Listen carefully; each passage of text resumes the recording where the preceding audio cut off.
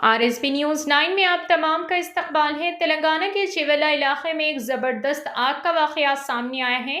Shankarpali road पर मौजूद Rishita automobiles के वेयरहाउस में अचानक आग भड़क उठी, जिसने देखते ही देखते पूरे गोडाउन को अपनी लपेट में ले लिया। बताया जा रहा है कि आग शॉर्ट सर्किट की वजह से लगी और अंदर जखीरा किए गए हीरो होंडा के स्पेयर पार्ट्स मुकम्मल तौर पर जलकर खाक हो गए और लगभग 2 करोड़ रुपए का भारी माली नुकसान अंदाजा लगाया जा रहा है।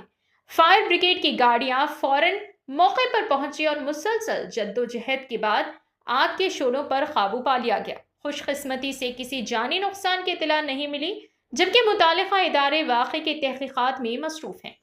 आइए नाज़रीन देखें इसी की तफसीली रिपोर्ट। RSB न्यूज़ 9 को लाइक करें, शेयर करें और सब्सक्राइब करना ना भूलें।